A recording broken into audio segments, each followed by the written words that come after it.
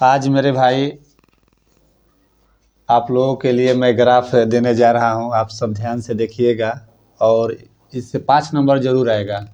आप लोग देखकर ज़रूर जाइएगा और आपको एग्ज़ाम में एक पेज मिलेगा ग्राफ का। वो ग्राफ जो होता है उसमें मुहर मारा रहता है, तो आप लोग दूसरा मतलब कि फाड़ कर मत ले जाइएगा, वहीं वाला ज़रूर मतलब उसको बनाकर उसी में बीच पेज में डाल दीजिएगा।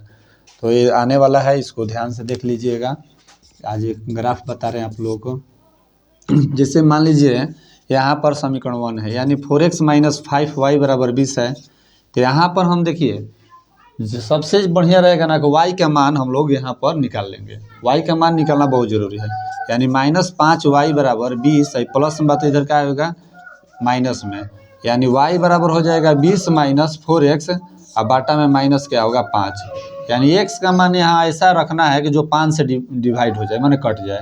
तो x बराबर मान लीजिए कि हम 0 रखने पर तो y बराबर हो जाएगा 20 - 4 × 0 बाटा में -5। y बराबर 20, इसलिए कि किसी भी संख्या में अगर हम 0 जोड़े या घटाए उसके मान में परिवर्तन नहीं होता है। यानी कहने के मतलब है कि यहाँ से हम डिवाइड करेंगे तो 5 × 20 यानी 4, यानी -4 आ गया। y बराबर -4 आ गया। और इसके बाद यहाँ पर एक और मान रखेंगे, काहे कि हम जब ग्राफ बनाएंगे ना तो मेरे भाई एक होता है, इसको बोलते हैं ऊर्ध्वाधर, इसको बोलते हैं क्षैतिज। तो यहाँ से हम लोग कम से कम 2 मान निकालना बहुत ज़रूरी होता है ग्राफ के लिए। तो यहाँ से हम लोग एक और मान पुट करेंगे, x बराबर रख सकते हैं 5 रखने पर 0 ऊपर हो जाएगा। हम ये भी बताए थे कि अगर ऊपर 0 हो नीचे कुछ भी अंक हो तो उसका मान 0 हो जाता है, लेकिन अगर ऊपर अंक हो, मतलब ऊपर कहने का मतलब अंश में अगर 0 हो, अगर नीचे मान लो कि अंक है तो उसका 0 हो जाएगा, लेकिन ऊपर अंक है और नीचे 0 है तो इन्फिनिटिव हो जाता है, अनंत हल हो जाता है। तो यानी कहने का मतलब x का मान यहाँ पर हम क्या रख देंगे 5 रख देंगे। 5 रखने पर जो हम 5 रखेंगे मेरे भाई, तब y बराबर 20 - 4 गुने क्या हो जाएगा 5 बाटा में कितना हो जाएगा -5, यानी y बराबर 20 - 5 × 20 बाटा में -5। यहाँ से हम y के मान मेरे भाई 0 प्राप्त कर चुके हैं। यहाँ दिख रहा है, देखो तो बाबू दिख रहा है ना उसमें, ठीक है। तो इसके बाद हम यहाँ से ऐसे पारेंगे, यहाँ x लिखेंगे, यहाँ y लिखेंगे। पहले x लिखा जाता है उसके बाद y लिखा जाता है। यानी x का मान हम क्या रखे हैं मेरे भाई 0, तो y का मान क्या मेरा प्राप्त हुआ है मेरे भाई -4। समझ में आ रहा है ना, ध्यान से देखिए। उसके बाद y का मान, अब की बार हम x का मान क्या रखे हैं 5, तो y का मान क्या आया है 0। ये हम लोग का पहला समीकरण से तैयार हो गया ये डाटा। अब चलेंगे किस समीकरण से, दूसरा समीकरण से। समीकरण लिखेंगे 2 से। ग्राफ के पिछला पेज पे सब काम करना है, ग्राफ के पिछला पेज पे, मतलब उसमें सादा मतलब कि ऐसे चिन्ह पा रहा था उस पर काम करना है। और ग्राफ किस पर बनाना है देखिएगा, मार ऐसे रहता है ग्राफ के पेज पर और पतला पतला रहता है उस पर बनाना है। तो बोला हम बता देते हैं देख कैसे बनाना है। उसके बाद में हम चलेंगे 3x + 5y बराबर क्या है 15। यानी यहाँ से हम अगर y का मान निकालें तो 15 इधर प्लस में उधर जाए तो क्या होगा माइनस में, यानी y बराबर मेरे भाई 15 - 3x बाटा में 5। यानी x बराबर अगर हम 0 रखते हैं मेरे भाई, 0 रखने पर तो आप लोग देख सकते हैं कि 15 - 3 × 0 यानी कितना होगा 5, यानी y के मान 15 बाटा में 5 पचती हैं 15, y बराबर कितना आ गया 3। अगला बार x बराबर हम क्या रख देंगे फिर 5 रखने पर, यानी 5 रखेंगे तो मेरे भाई y बराबर 15 - 3 × 5 यानी बाटा में कितना है 5, यानी y बराबर पचती है 15, 15 में से 0 0 0 बटा यहाँ कट के आ गया 0। यानी इसका हम लोग भी तैयार कर चुके हैं।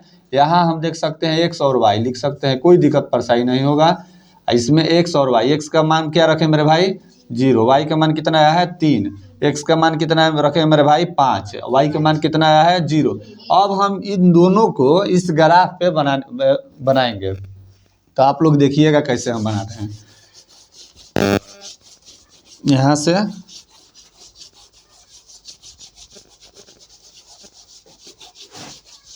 आप लोग को 5 नंबर मिलेगा एकदम, आप जाके इसे ज़रूर बनाइए।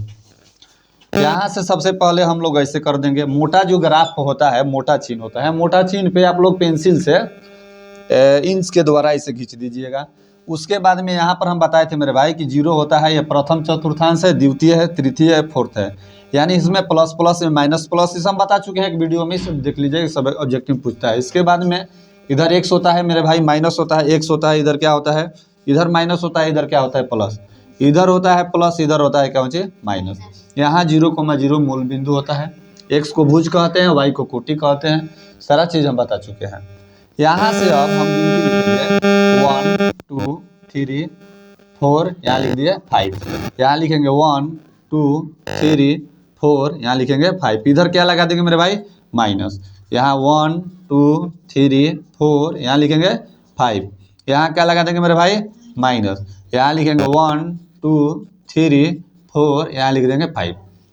इसके बाद अब देखेंगे हम पहला समीकरण वाला ये वाला है और दूसरा समीकरण से ये वाला है। तो x का वैल्यू कितना है 0, y का वैल्यू कितना है -4, x का मान यहीं पर आ जाएगा, जीरो किसी भी का x का हो या y का हो यहीं पर रहेगा, यानी y के मान -4, y के मान -4 कहाँ आ जाएगा, यहाँ आ जाएगा, यानी यहाँ पर a नाम दे देंगे।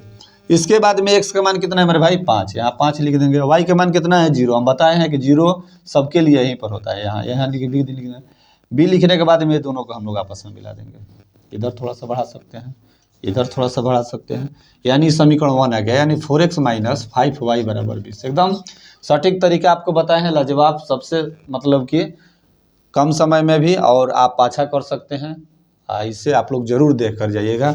इसके बाद समीकरण 2, x के मान 0 हो, y के मान कितना है 3, y के मान कहाँ 3 आ जाएगा, यहाँ c हो जाएगा, x के मान 5 है, x के मान 5 कहाँ यहीं पर है, y के मान कितना है 0 है, यहीं पर होगा, यानी c, और यहाँ यहीं पर d, b के पास ही d बन रहा है, तो हम कह सकते हैं दोनों को ऐसे मिला सकते हैं और यहाँ से ऐसे खींच सकते हैं, यहाँ खींच सकते हैं, समीकरण 2 हो गया 3x + 5y = 15।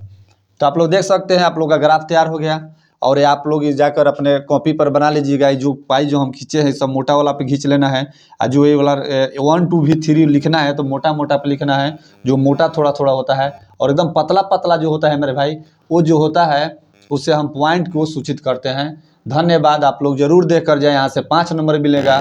धन्यवाद, थैंक यू, भारत माता की जय।